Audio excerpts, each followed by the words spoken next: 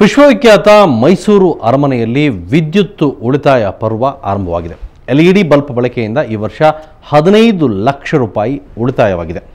ಅರಮನೆ ಎಂದರೆ ವಿದ್ಯುತ್ ದೀಪಗಳಿಂದ ಪ್ರಜ್ವಲಿಸುವ ಮೈಸೂರು ಕಣ್ಣೆದುರು ಬರುತ್ತೆ. ಇಂತಹ ಅರಮನೆಯನ್ನು ಸಿಂಗರಿಸುವ ಸಾಮಾನ್ಯ ವಿದ್ಯುತ್ ಬಲ್ಬ್ಗಳ ಸಂಖ್ಯೆ 1 ಲಕ್ಷಕ್ಕೂ ಅಧಿಕ.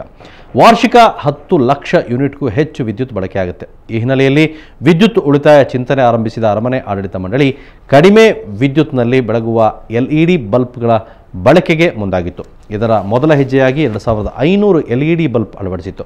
ಪರಿಣಾಮ ವಿದ್ಯುತ್ ಬಳಕೆ ಗಣನೀಯವಾಗಿ ಇಳಿಕೆಯಾಗಿದೆ.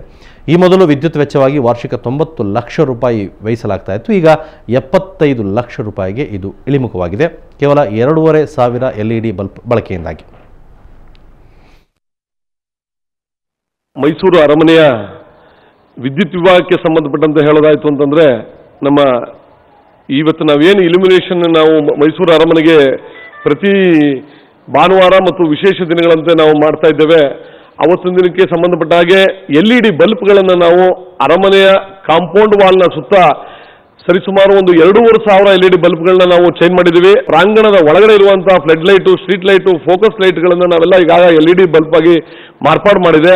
30% ಅಂತ ಹೇಳಿದ್ರೆ ಈಗ 6 ರಿಂದ 7 ಲಕ್ಷ ನಮಗೆ ಬಿಲ್ ಪ್ರತಿ ತಿಂಗಳು ಬರ್ತಾ ಇದ್ದಿದ್ದು, ಈಗ ನಮಗೆ 4 ರಿಂದ 5 ಲಕ್ಷ ರೂಗಳಿಗೆ ಪ್ರತಿ ಮಾಹೆ ನಮಗೆ ಈ ವಿದ್ಯುತ್ ಶಕ್ತಿ ಬಿಲ್ ಬರ್ತಾ ಇದೆ.